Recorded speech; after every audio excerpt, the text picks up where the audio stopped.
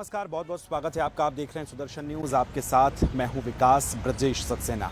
आज जवाब तो चाहिए में बात होगी उसी मुद्दे पर जिसको 24 घंटे बीत चुके हैं, यानी पहलगाम में हुए नापाक आतंकी घटना को, आतंकी हमले को लेकर 24 घंटे का समय बीत चुका है। इस समय हमारी मौजूदगी पीएम हाउस के ठीक बाहर है, जहां की बैठक चल रही है। और बैठक महत्वपूर्ण इसलिए भी है क्योंकि एक तरफ प्रधानमंत्री जहां सऊदी अरेबिया के दौरे से वापस लौट के आए, 2 दिन का दौरा था, 1 दिन में उनकी वापसी हुई। इधर केंद्रीय गृह मंत्री अमित शाह की बात की जाए तो वो जम्मू कश्मीर पहुंचे थे और जाकर वहां पीड़ितों से बात की, उनका हालचाल जाना। तमाम अगर बात की जाए तो सुरक्षा के तमाम जितने भी बड़े अधिकारी थे उनसे बैठक की, बैठक करके हालचाल जाना। तो एक तरफ भावनात्मक रूप से हम देखें तो तमाम जो पीड़ित लोग हैं उनसे भी उन्होंने बातचीत की, उनसे समझने की कोशिश की। और उसके बाद केंद्रीय गृह मंत्री अमित शाह जो है फिर दिल्ली पहुंच गए हैं।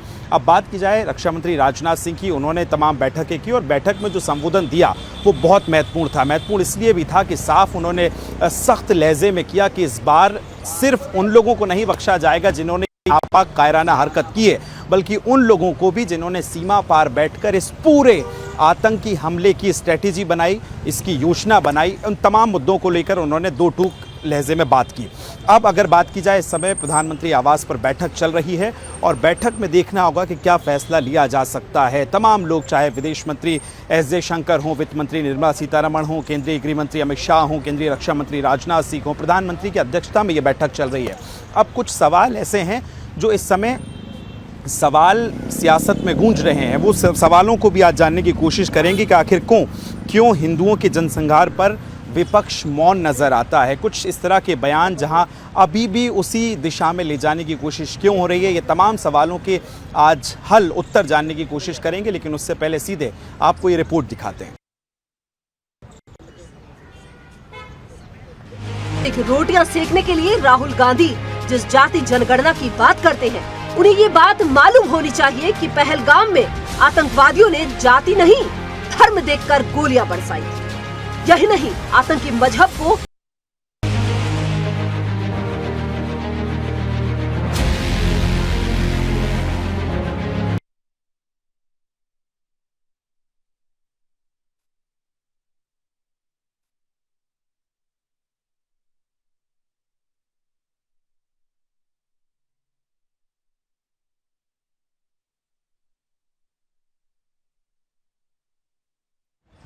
तो बिल्कुल देखिए, ये CCS की बैठक जो है वो लगातार जारी है। पीएम आवास पर ये बैठक चल रही है। तस्वीरें आप सीधी देख रहे हैं। बैठक में तमाम गृह मंत्री अमित शाह का हम जिक्र करें या रक्षा मंत्री राजनाथ सिंह जी का जिक्र करें, तमाम बैठक में मौजूद हैं।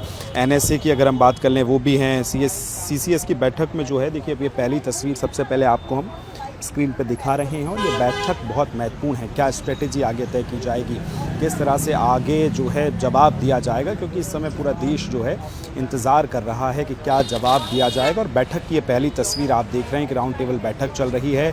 CCS की बैठक है। एक तरफ केंद्रीय गृह मंत्री अमित शाह जहां जम्मू कश्मीर का दौरा करके वापस लौटे हैं, और भावनात्मक तौर पे अगर हम देखें तो आज बॉडी लैंग्वेज बहुत अलग नज़र आई केंद्रीय गृह मंत्री अमित शाह की, जब वो उन पीड़ित लोगों से मिल रहे थे, उनके परिजनों से मिल रहे थे, वहाँ पहुँचे। और महत्वपूर्ण बात ये भी है कि इस तरह से किसी आतंकी हमले के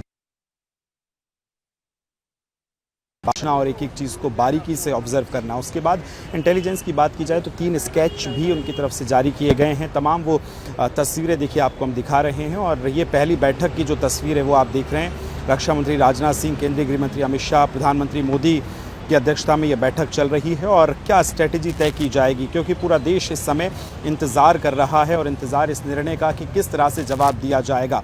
एक तरफ इस पूरे हमले के बाद अगर आज दिन भर की हम बात करें तो रक्षा मंत्री राजनाथ सिंह का जो बयान सामने आया था कि इन नापाक जिस तरह से आतंकी हमला किया गया, इसका पुरजोर जवाब दिया जाएगा, ना सिर्फ सीमा के इस तरफ बैठे उन लोगों पे जिन्होंने इस आतंकी, बल्कि एक जिहादी अगर हम कहें कि जो आतंकी हमला किया है उसको भी जवाब दिया जाएगा, और उसके मंसूबे जिन्होंने इस साजिश को रचा है उस पर भी जवाब दिया जाएगा। जी आप देख भी रहे हैं CCS की ये बैठक, और बैठक की पहली तस्वीर भी हम आपको दिखा रहे हैं। और सवाल महत्वपूर्ण यही है कि क्यों अब विपक्ष की अगर हम बात करें तो मानवता की जगह तुष्टीकरण क्यों चुना जा रहा है, क्यों तमाम ऐसे लोग जो खुलकर, अगर इजराइल की हम बात करें, फ़िलिस्तीन की बात करें, तो जब खुलकर नाम लिए जा सकते हैं, तो आज जहां कहते हैं कि आतंकवाद का मज़हब नहीं होता, लेकिन आज जब धर्म पूछकर जब उन लोगों से इस तरह टारगेट किया गया है, तो सवाल यही है कि किस तरह का ये प्लान बनाया गया था, किस तरह का मास्टर जो प्लान था उसको लेकर भी महत्वपूर्ण चीज़ें हैं। और तमाम ऑब्जर्वेशन, एक तरफ हम देखेंगे कि केंद्रीय वित्त मंत्री निर्मला सीतारमण का अगर हम जिक्र करें तो वो वापस लौटी हैं अपने दौरे से भारत। प्रधानमंत्री स्वयं सऊदी अरेबिया से वापस लौटे एक दिन का दौरा करके, और ये तस्वीरें बहुत महत्वपूर्ण हैं, ये तस्वीरें बहुत दिलचस्प हैं। चलिए सीधे चलेंगे, चर्चा की शुरुआत करेंगे। हमारे साथ तमाम मेहमान आज हमारे साथ जो जुड़े हैं उनसे आपका परिचय करवाता हूँ। मेरे साथ तमाम महत्वपूर्ण लोग आज इस चर्चा में। प्रोफेसर विदुर रावल साहब जुड़ गए हैं, प्रवक्ता भारतीय जनता पार्टी से, बहुत बहुत स्वागत है आपका। चंचल यादव जी जुड़ गए हैं, प्रवक्ता समाजवादी पार्टी से। लक्ष्मीकांत जी प्रवक्ता जुड़ गए हैं कांग्रेस पार्टी से। सुरेंद्र स्वामी जी राजनीतिक विश्लेषक हैं, और साथ ही टीपीएस त्यागी जी रक्षा विशेषज्ञ हमारे साथ जुड़ गए हैं। बहुत बहुत स्वागत है टीपीएस त्यागी सर। मुमताज़ आलम रिजवी साहब जुड़ गए हैं, मुस्लिम स्कॉलर हैं। बहुत बहुत स्वागत है सभी का। सुरेंद्र जी, आपके साथ चर्चा की शुरुआत। 24 घंटे से ज़्यादा का वक्त बीत चुका है। एक तरफ केंद्रीय गृह मंत्री का जम्मू कश्मीर जाना, वहाँ पीड़ित लोगों से मिलना, और दूसरी तरफ देश इंतज़ार कर रहा है इस निर्णय का। और सीसीएस की जो बैठक चल रही है, कैसे देखते हैं इस बैठक को, क्या कुछ बड़ा निकल सकता है? सुरेंद्र जी। देखिए, अब की बार जो लग रहा है वो ये है कि कुछ बड़ा करने की ज़रूरत है। डिसीज़न क्या होगा ये तो हम नहीं जानते हैं, और बड़ा क्या करना है। बड़ा ये करना है कि सारा देश जानता है, सरकार जानती है कि जब से देश आज़ाद हुआ है तब से पाकिस्तान आखिरी 71 का चुनाव हारने के बाद एक प्रॉक्सी वॉर पे चल रहा है, और वो अपने लोगों को आईएसआई के माध्यम से तैयार करता है। ये जितने भी, जिनको आप आतंकवादी कहते हैं, जिहादी कहते हैं, इस्लामिक कहते हैं, ये सब लोग तो इनके पिट्ठू हैं, ये भाड़े के लोग हैं, कोई खरीदा गया है, इनको पैसे देके भेजते हैं। ये आर्मी का हिस्सा भी हो सकती है पाकिस्तान की। तो जड़ कहाँ पे है? जड़ है आईएसआई, और आईएसआई की जड़ कहाँ है? वो है आर्मी, और आर्मी की जड़ कहाँ है? आसिफ मुफ्ती। अब सरकार को यही फैसला लेना है कि हमको आर्मी लीडरशिप है पाकिस्तान की, जो इसकी जिम्मेदार है उसको चुन चुका है। पहला, अब वो कैसे मारेंगे, कब मारेंगे, वो तो ये सीसीएस वाले फैसला लें, लेकिन हम लोग जो एक एनालाइज कर सकते हैं वो पहला स्टेप ये होगा। दूसरा क्या है, जो योग्य है, जिसके लिए सब कहते रहे हैं कि बहुत जल्दी आने वाला है, जल्दी आने वाला है, देश के बहुत लोगों को मालूम नहीं है कि पीओके पाकिस्तान का हिस्सा नहीं है, वो ऑक्यूपाइड टेरिटरी है। पीओके का पाकिस्तान की पार्लियामेंट में कोई रिप्रेजेंटेशन भी नहीं है, और इसीलिए वो कहते हैं कि भाई जो पीओके का है वो वहाँ के लोकल लोगों का है, वो कश्मीरियों की लड़ाई है, हमारा कोई लेना देना उससे नहीं है। और वहीं पर ये सारे के सारे लॉन्चिंग पैड हैं, टेररिस्ट सब वहीं पर हैं। तो अब समय आ गया है तो कि आप हो गया है ना, जिस बात को लेकर कहा जाता था कि आतंकवाद का कोई मजहब नहीं होता, वो तो एकदम क्लियर हो चुका है। कल जिस तरह की वीडियो सामने आई और कहा गया कि मजहब को लेकर कितनी सारी चीज़ें पूछी गई हैं, कलमा पढ़वाया गया है और सारी चीज़ें वस्त्र निर्वस्त्र तक करवाया गया है, तो ये तो अब कोई प्रश्न बचा नहीं है। विदुर रावल साहब, सवाल इतना सा है कि देश आपकी सरकार की तरफ निगाहों से, आशा भरी निगाहों से देख रहा है। उन लोगों के लिए क्या कहेंगे जो एक भरोसा करके, एक विश्वास करके कश्मीर में जा रहे थे? पर्यटन के लिहाज से जो कश्मीर इस समय पिछले कुछ दिनों में बेहतर होता नज़र आ रहा था, और उसी पर कुठाराघात किया गया। पहली बार ऐसा देखने को मिला जब जो पर्यटक थे उनको निशाना बनाया गया है।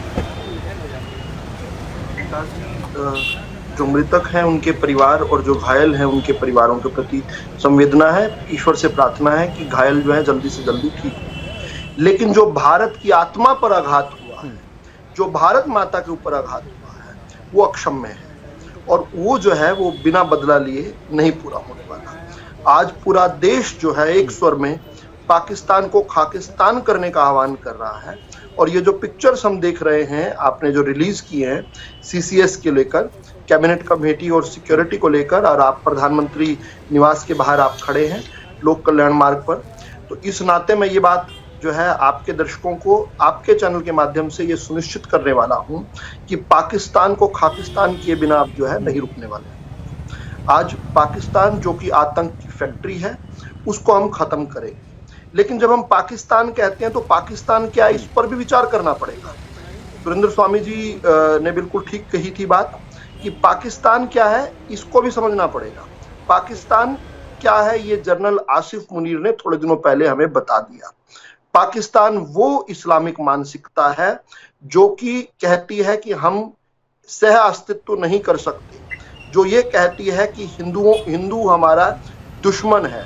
इस मानसिकता को नेस्ते नाबूद करना जो है आज की जरूरत बन गई है और इस जरूरत को हम पूरा करने वाले हैं। पाकिस्तान को ध्यान है कि यहाँ कोई ये चूड़ियां भेजने वाली सरकार तो है नहीं।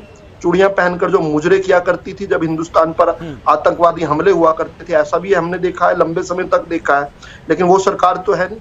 हम घर में घुसकर मारते हैं और इस बार जो है, इस बार छोटे मोटे प्यादों को नहीं मारने वाले, इस बार पाकिस्तान को कब्रिस्तान बनाने वाले हैं हम, और ये देश की जो इच्छा है इसको पूरा करने वाले हैं। अगर कभी हो सकता था तो यही हो सकता था। क्या मोदी TPS जी त्यागी ने कहा साहब, था। बहुत बहुत नमस्कार करता हूं, स्वागत करता हूं। सवाल इतना सा है कि क्या वक्त आ गया है? कितने सारे हमने हमले देख लिए हैं और उसके बाद इस तरह की प्रतिक्रियाएं आना हम देखते थे। पहले निंदा हो जाती थी, तमाम ट्वीट्स आ जाते थे, उसके बाद जो चीज़ें थी वो सामान्य हो जाती थी।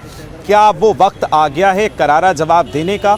क्या फिर वही रवैया होगा, पाकिस्तान कहेगा कि हमारी तरफ से तो कुछ है ही नहीं? आज अगर हम उनके सेना प्रमुख का बयान देख लें, तमाम लोगों का बयान बिल्कुल सिरे से नकारा जा रहा है। लेकिन अब क्या वक्त लगता है, किस तरह से निर्णय लेना चाहिए? त्यागी सर, जब 26/11 का अटैक हुआ था क्या तब वक्त नहीं आया था? तब कोशिश की गई थी, हमारी इंडियन एयरफोर्स कह रही थी कि हमें दीजिए मौका, हम बदला लेना चाहते हैं, नहीं लिया गया। उसके बाद से लेके अब तक इतने सारे अटैक हुए, इतने सारे आतंकी हमले हो गए, उसमें जब श्रद्धालुओं की बस के ऊपर अटैक किया गया, वो श्रद्धालु भी तो एक किस्म से टूरिस्ट ही थे, तब क्या वक्त नहीं आया था? जब बहुत सारे हमारे ऑफिसर्स को शहादत देनी पड़ी तब भी ये बात कही गई थी अब वक्त आ गया है। अब आज भी कह रहे हैं अब वक्त आ गया है, 5, 7, 10 दिन बाद शायद लोग बाकी से भूल जाएंगे। सर मेरा कहना ये है कि वक्त आ गया है तो इसका मतलब ये कि क्या पाकिस्तान के ऊपर फुल फ्लेज वार छेड़ दिया जाए? No sir, requirement surgical strike की नहीं है, रिक्वायरमेंट क्विक स्ट्राइक की है। यानी कि जैसे ही कोई हमला होता है तुरंत उसका जवाब दिया जाए। इकबाल यूं ही स्थापित नहीं होता, इकबाल बहुत ज्यादा ताकत लगाने से स्थापित नहीं होता, इकबाल स्थापित होता है क्विक एक्शन लेने से, इफेक्टिव एक्शन लेने से। मैं समझता हूं कि इस वक्त अगर जो पहलगाम में हुआ उसका जवाब POK के लॉन्चिंग पैड को तबाह करके दिया जाए तो सीधा सीधा एक मैसेज जाता है और ये प्रक्रिया निरंतर चलती रहे। यानी कि इसके बाद जब भी कोई छोटा या बड़ा अटैक होता है तुरंत उसका जवाब दिया जाए। ये तुरंत वाली जो सिचुएशन है ये सर हमने नहीं की, ये हमने नहीं की। हमने सर्जिकल स्ट्राइक की, हमने बालाकोट स्ट्राइक की कुछ समय के बाद और फिर एक लंबा समय गुजर गया। No, now it is required every time it is done. और ये तो बात अब बिल्कुल आप ही ने साफ कर दी। त्यागी सर आप सही कह रहे हैं और मुझे एक शेर भी याद आता है कि कौन सी बात कब कहाँ कैसे कही जाती है। ये सलीका हो तो हर बात सुनी जाती है और उसकी टाइमिंग क्या है ये बहुत महत्वपूर्ण होती है। लौट रहा हूँ सर आपके पास, लक्ष्मीकांत जी मेरे साथ कांग्रेस पार्टी से जुड़े हैं। लक्ष्मीकांत जी, अब इसमें तो कोई शक या कोई गुंजाइश बचती ही नहीं है। जिस तरह से कल मजहब पूछा गया, धर्म पूछा गया, कलमा पढ़वाया गया और उसके बाद तमाम जो चीज़ें हुई, वीडियो सबके सामने है, लेकिन उसके बाद भी क्या इस पर सियासत होनी चाहिए? जिस तरह की बयानबाजी नज़र आती है, हम देख रहे हैं कि MIM के तमाम प्रवक्ता ऐसे हैं जो कह रहे हैं कि आतंकवाद में कोई धर्म नहीं देखना, कोई मजहब नहीं देखना चाहिए, जबकि पूरा जो कल का टेरर अटैक है वो तो मजहब के बेस पर ही हुआ है। लक्ष्मीकांत जी,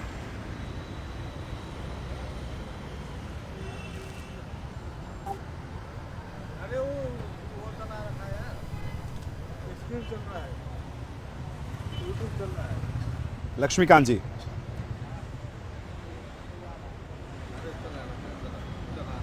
लक्ष्मीकांत जी आप अनम्यूट कर लीजिए प्लीज, म्यूट है, आपकी आवाज नहीं आ रही है।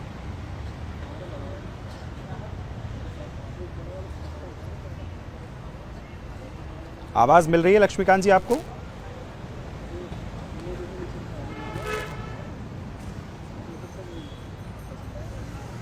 ठीक है, चलिए, आवाज नहीं पहुंच रही है। लौट रहा हूं आपके पास। रिजवी साहब, क्या कहेंगे? 24 घंटे बीत चुके हैं जिस तरह से कल जो कायराना हरकत की गई है और उसके बाद सियासत होती है, कोई खुल के नहीं कह रहा है, जबकि इस पे तो कोई शक या कोई गुंजाइश है ही नहीं है कि एक तरफ धर्म देखकर, मजहब देखकर इस तरह की चीज़ें की जा रही हैं और इस पर सियासत जो हो रही है।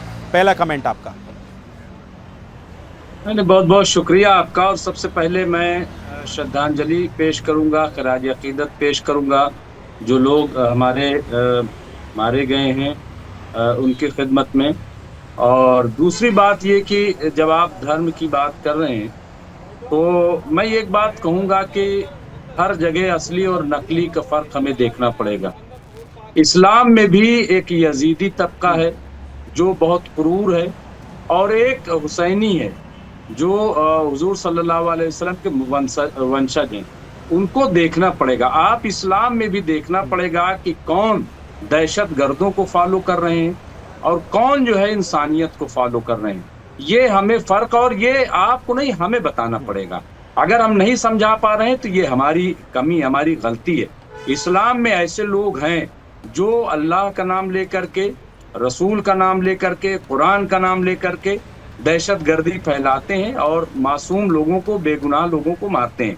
ये वही दहशत गर्द हैं जो पाकिस्तान में भी लोगों को मारते हैं, कभी इमामबाड़े में, कभी कब्रिस्तान में, कभी स्कूल में दहशत गर्दी फैलाते हैं, वहाँ मासूम बच्चों तक को मारते हैं। ये नहीं कि कश्मीर में, अपने यहाँ ही ये मारते हैं। अफगानिस्तान में देख लीजिए और तमाम। तो ये दहशत गर्दी है, इसमें दो राय नहीं है। और ये अल्लाह का नाम लेकर के, रसूल का नाम लेकर के मारते हैं, इसमें भी दो राय नहीं है। जो पहलगाम में हुआ है यकीनन बहुत ही अफसोसनाक है, और जितनी मजम्मत की जाए कड़े शब्दों में वो कम है। लेकिन तो इसलिए त्यागी साहब, क्या इतना कह देना कि एक नकली मुसलमान है या एक असली मुसलमान है, लेकिन जिस तरह की चीज़ें हुई, जिस तरह के नारे उन वीडियोस में सुनाई दे रहे हैं, वो स्पष्ट तौर पर दिखाता है कि पूरी प्लानिंग के तहत हुआ था, किसको नुकसान पहुंचाना है, किसको बताना है, और ये क्या कोशिश थी, ये भी मैं आपसे जानना चाहूँगा। बिल्कुल देखिए, एक बार ये तस्वीरें मैं आपको दिखा रहा हूँ। CCS की बैठक चल रही है प्रधानमंत्री आवास पर, और तमाम इस बैठक में जो है, चाहे केंद्रीय गृह मंत्री अमित शाह की बात करें, रक्षा मंत्री की बात कर लें, तमाम लोग इस बैठक में मौजूद हैं। पहली तस्वीर भी इस बैठक में सामने आई है। त्यागी साहब, जो अभी रिजवी साहब कह रहे थे, कितना इत्तेफाक रखते हैं आप इस बात से कि नकली और असली का भेद करना ज़रूरी है, लेकिन मुझे लगता है कि कोई भी हो, ऐसा जवाब मिले, असली हो या नकली हो, इस चीज़ को सोचने की भी हिमायत ना करे। क्या वो वक्त आ गया है TPS त्यागी साहब? जी, ये जो बात है, इस बात को पाकिस्तान हमेशा से कहता रहा और हिंदुस्तान के मुसलमान को साथ देते रहे कि ये तो नॉन स्टेट एक्टर है, ये तो दहशतगर्द हैं, ये तो हिंदुस्तान की काबिलियत समझिए कि हम तौवर राणा को यहाँ पर लेके आए, जिसने जब डिटेल में गए तो पता लगा कि मेजर अली और मेजर इकबाल जो पाकिस्तान की आर्मी के हैं, उनके साथ संबंध, और वो शामिल थे 26/11 के हमले में। यानी ये कहना कि ये दहशतगर्द है, नहीं सर, पाकिस्तान की आर्मी दहशतगर्द है। वो दहशतगर्दों को मदद करती है भेजने में, हथियार देने में, प्लानिंग करने में। और अगर आप इस आतंकी हमले की टाइमिंग देखें तो उन्होंने देख लिया कि पहले तो क्योंकि उनके चीफ ने ये कह दिया कि हमारी आइडियोलॉजी सुपीरियर है और हमारा हिंदुओं से कोई मेल नहीं है, न धर्म में, न रीति रिवाज में, न महत्वाकांक्षाओं में। बिल्कुल, वाकई सर, इसमें तो कोई नाप तोल वाली चीज़ होना ही नहीं चाहिए, कोई गुंजाइश होना ही नहीं चाहिए। राकेश प्रजापति जी जुड़ गए मेरे साथ समाजवादी पार्टी से। बहुत बहुत स्वागत है सर। पहली प्रतिक्रिया आपकी इस पूरे आतंकी हमले के बाद, और उसके बाद 24 घंटे का वक्त बीत चुका है, क्या कहेंगे? और इस समय जो आपके पार्टी के मुखिया हैं, उनका जो सोशल मीडिया पे ट्वीट था, उसको लेकर भी काफ़ी ट्रोलिंग की जा रही है, क्योंकि उन्होंने जो ट्रिम किया है उस वीडियो को, उस पर बड़ी सियासत चल रही है। तो क्या आपको लगता है इतने सेंसिटिव मुद्दे पर, जहां 27 जानें पर्यटकों की गई हैं, भारतीयों की गई हैं, उस पर सियासत होना लाजमी है? देखते हैं, आप कैसे देखते हैं? सबसे पहले मेरी, राकेश जी, जो भी इस घटना में 27 लोगों की मृत्यु हुई है, उनको विनम्र श्रद्धांजलि अर्पित करते हुए मैं त्यागी जी की बात को आगे बढ़ाते हुए ही कहूंगा कि इस देश में राजनीति, अगर बात कर रहे हैं कि राष्ट्रीय अध्यक्ष जी ने राजनीति शुरू की, राष्ट्रीय अध्यक्ष जी ने राजनीति शुरू नहीं की, बल्कि भारतीय जनता पार्टी ने वो पोस्टर लगा करके, जो बीजेपी छत्तीसगढ़ के द्वारा पोस्टर लगाया गया, वो राजनीति शुरू करने का कार्य किया गया। रही बात, आखिर अभी विधु रावत जी कह रहे थे कि अब पाकिस्तान को खालिस्तान बना देंगे।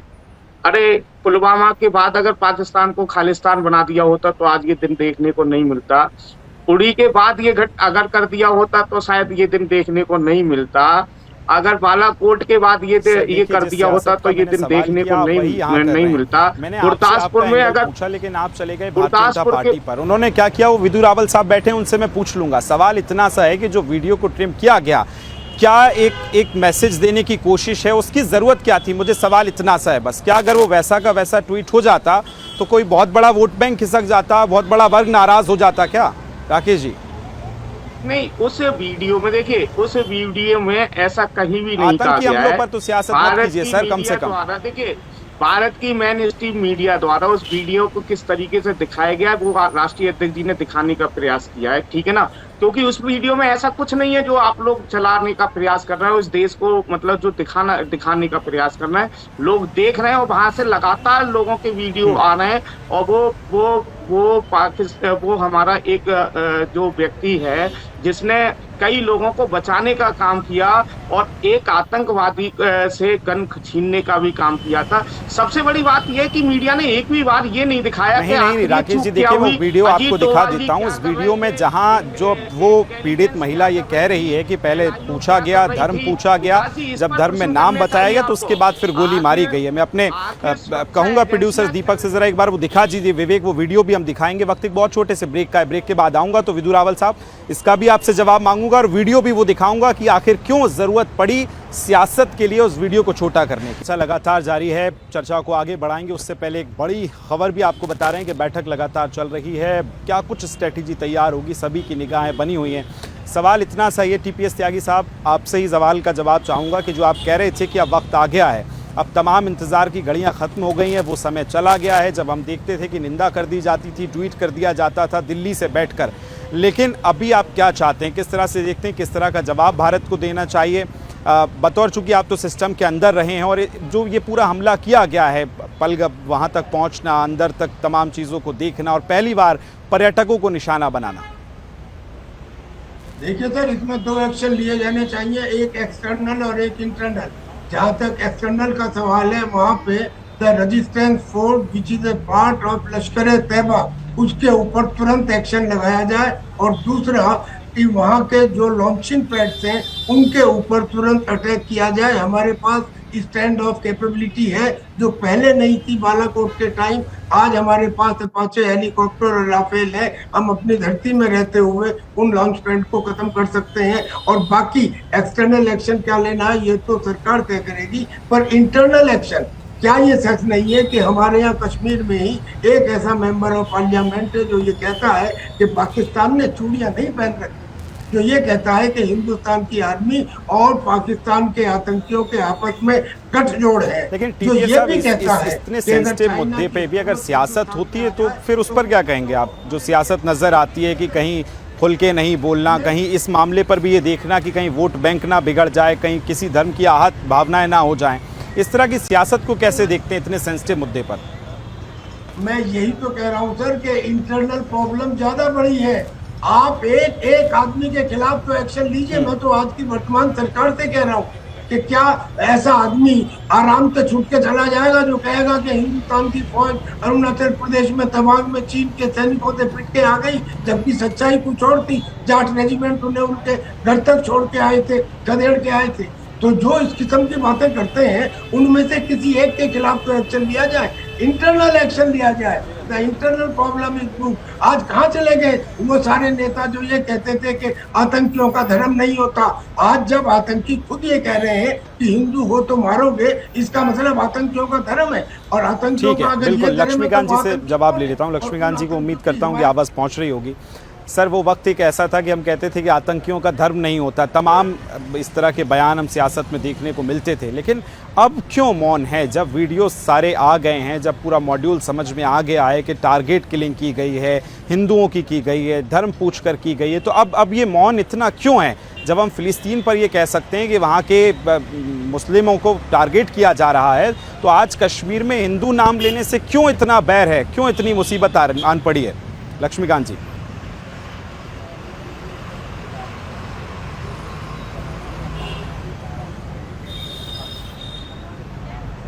आवाज़ आ रही है लक्ष्मीकांत जी? अनम्यूट कर ले, अनम्यूट नहीं है शायद, लक्ष्मीकांत जी जो है वो आवाज उनकी नहीं आ रही। सर इस समय आपकी आवाज़ और पूरी कांग्रेस की आवाज़ को देश सुनना चाहती है, लेकिन बहुत जल्दी से विदु रावल जी आपके पास आ रहा हूं। अभी जब मैंने राकेश जी से तो पूछा तो वो कह रहे हैं कि आपने पोस्टर पे सियासत कर दी, लेकिन सवाल है सर, वहाँ की इंटेलिजेंस पर भी सवाल है, तमाम चीज़ों पे हैं। और देखिए बैठक चल रही है, तमाम निर्णय होंगे, वो बहुत अलग, लेकिन जो विश्वास पिछले कुछ दिनों में जम्मू कश्मीर में पर्यटन के लिहाज से हम देखें, कश्मीर जो गुलजार हो रहा था इलेक्शन और इलेक्शन के बाद तमाम चीज़ों में, उसको तो कम से कम मुझे लगता है कि उस पर बहुत बड़ा ये कुठाराघात हुआ है। कैसे देखते हैं, कहाँ कमी रही, कहाँ फेल्योर रहा? विकास जी, सुरक्षा एजेंसियों को 12 के 12 महीने के 30 दिन, हफ्ते के 37 दिन और दिन के 24 घंटे चौकन्ना रहना पड़ता है। उन्हें लगातार जो है ये आतंकवादियों की जो नापाक कोशिशें हैं उनको लगातार जो है उनको ध्वस्त करना होता है, और आतंकवादियों को सिर्फ एक बार जीतना होता है। तो जो लोग उस समय डराया करते थे, जो पाकिस्तान समर्थित हिंदुस्तान में बैठे हुए लोग और हिंदुस्तान में राजनीति करने वाले लोग जो ये डराया करते थे कि खून की नदियां बह जाएंगी, वो बहुत ज्यादा जो है गम में थे इतने सालों से कि खून की नदियां क्यों नहीं बह रही, और आज इसीलिए निकल कर आकर अपनी गंदी और घृणित राजनीति कर रहे हैं। जहां तक आपने समाजवादी पार्टी के व्यक्ति से सवाल पूछा और कांग्रेस के व्यक्ति से पूछा, मैं केवल 30-30 सेकंड में दोनों का उत्तर दे देता हूं। आपने कहा कि समाजवादी पार्टी ने ये क्यों किया, क्यों उसको ट्रिम करना पड़ा? क्योंकि ये लोग पाकिस्तान प्रस्त हैं, ये लोग पाकिस्तान के स्लीपर सेल्स हैं। ये कहने में कतई नहीं हमें हिचकना चाहिए। 2022 के अंदर अखिलेश यादव ने चुनाव अभियान के दौरान खुले तौर पर चुनावी मंच में, आपने भी कवर किया, आपने डिबेट्स की थी, उसमें यह कहा था कि जिन्ना जो है स्वतंत्रता सेनानी थे, गांधी, नेहरू, सरदार पटेल की तरह मोहम्मद अली जिन्ना भी एक स्वतंत्रता सेनानी थे। ये कहकर किसको मैसेज दे रहे थे? कहां से वोट बन रहा था इनका ये कहकर? इसी प्रकार से 2012 में जब इनकी सरकार बनी थी समाजवादी पार्टियों की, अखिलेश यादव मुख्यमंत्री बने थे, तो भारत पर जिन लोगों ने आतंकवाद फैलाया था, आतंक का तांडव किया था और जिनको कोर्टों ने सजा दे दी थी, जिन पर जुर्म साबित हो गए थे, मैं एक बार कांग्रेस का भी बहुत जल्दी से जवाब देना चाहता हूं, छोटी सी बात का। आपने 3 बार उनसे सवाल पूछ लिया, मुझे उत्तर देने दीजिए। उनको इन्होंने किस प्रकार से, मैं खत्म कर रहा हूं, मैं समाजवादी पार्टी वाला जो अंग है, ये कहते हुए इन लोगों ने जब उनकी सजा माफ करने की कोशिश की तो कोर्ट ने आकर, इलाहाबाद हाई कोर्ट ने आकर कहा कि आज सजा माफ कर रहे हो, इनको भारत रत्न भी दे दो। अब कांग्रेस वाला जो आपने सवाल पूछा कि आतंकवादियों का मजहब नहीं होता, ये कह रहे हैं ना, ये कहते रहे विकास जी, ये गलत आपने बात कहीं से पकड़े। कांग्रेस शुरू से बात तो जरूर मानती थी कि आतंकवादियों का मजहब नहीं होता, लेकिन आतंकवादियों का धर्म खोज लिया था इन लोगों ने। इनका कम्युनल वायलेंस बिल पढ़ लीजिए एक बार, उस पर विस्तार से मैंने बताया। उसमें दंगा कोई भी करे, हिंदुस्तान के किसी भी हिस्से में दंगा होगा, चाहे हिंदू वहां बहुसंख्यक हो या ना हो। सोनिया गांधी का कानून ये कह रहा था, ये बिल कह रहा था, सोनिया गांधी का कम्युनल वायलेंस बिल, कि कसूरवार जो है पुलिस ये मानकर केस दर्ज करेगी कि हिंदू ने किया। दूसरा, ये फिल्में चलाते थे, my name is Khan. Laxmikant ji इस पे जवाब दे दीजिए जरा। जिस तरह से अभी विदु रावल साहब कह रहे हैं कि कांग्रेस जो है बहुत स्पेसिफिक जगह नाम लेती है, कहाँ नाम लेना है, किस मुद्दे पर बोलना है, कहाँ सियासत में फ़ायदा हो सकता है वहीं, लेकिन सवाल इतना सा, इतने सेंसिटिव मुद्दे पर जहाँ 27 लोग अपनी जान गंवा चुके हैं, यहाँ भी इस मुद्दे पर सियासत होना और तोल मोल की चीज़ों को देखना। लक्ष्मीकांत जी। हाँ विकास भाई, मेरी बात सुनना जरा ध्यान से। और एक ये जो बीच में बैठा है, इसको थोड़ा आप शांति से कहना कि शांति बनाए रखेगा। देखिए, सबसे पहले तो मैं कांग्रेस पार्टी की तरफ से, कांग्रेस की तरफ से मत करो, जो गुस्से में है, तुम्हारी हरकतें करते हर बार देखते हैं, बदतमीजी मत करो, अपनी बात रखो तमीज से। ये कौन बोल रहा है पीछे भाई? तमीज से बात रखो। अरे तेरे को तमीज सिखा दूंगा मैं, तेरे को तमीज सिखा दूंगा, कहीं बाहर निकलेगा तो जनता सिखा देगी। ये कौन भौंक रहा है? भाषा की गरिमा। लक्ष्मीकांत जी, इतने सेंसिटिव मुद्दे पर मुझे लगता है सभी विदु रावल साहब एक एक करके करेंगे तो ज्यादा बेहतर होगा। दर्शकों तक आवाज जाएगी, ऐसे प्लीज। मेरे को सिखाओगे, इसको भी सिखाओगे? बदतमीजी कर रहे हो। देखिए, मुझे आवाज म्यूट करना पड़ेगा, कृपया ऐसे ना करें। विदु रावल जी, आपसे भी मेरा अनुरोध है और लक्ष्मीकांत जी आपसे भी। नहीं, मुझे मत बुलाया करो, इसको चुप कराना पहले। हिंदू टेररिज्म क्यों चलाया करते थे? इसको पहले चुप कराओ। तुम लोग दलाल लोग हैं यार, अंग्रेजों की दलाली करके खाते रहे। तुम गवाह हो। अंग्रेजों की दलाली करके पेट भरने वाले लोग आज यहाँ चैनल में बैठ कर बोल रहे हैं, इनको शर्म आती है? और आप जैसे एंकर इनको बुलवा रहे हो। तुम्हें शर्म आती है? तलवे चाटते दोनों की आवाज चाटते डाउन उम्र कर हो गई दीजिए, तुम्हारी। दोनों की आवाज डाउन कर दीजिए। लक्ष्मीकांत जी देखिए, मेरा आपसे अनुरोध है कि हम व्यक्तिगत ना जाएं, इतने गंभीर चर्चा चल रही है, सीसीएस की बैठक है, देश इस समय के ऐसी परिस्थिति से जूझ रहा है, क्या निर्णय लेना चाहिए कि 27 मौतें हुई हैं। सर विदु रावल जी आपसे भी मेरा अनुरोध है, लक्ष्मीकांत जी आपसे भी मेरा अनुरोध है। लक्ष्मीकांत जी आपके पास भी आ रहा हूं, लेकिन सुरेंद्र जी इस तरह से सियासत और देखिए आरोप प्रत्यारोप कम से कम इस मुद्दे पर मुझे लग रहा है कि नहीं होना चाहिए ये जो हो रहा है, और जल्दी से क्विक रिएक्शन आपका एक। नहीं, मैं तो दोनों बातें जो त्यागी जी ने कही उसी को कह रहा हूँ कि सरकार को तो ये चाहिए कि दोनों तरफ से लड़ना है।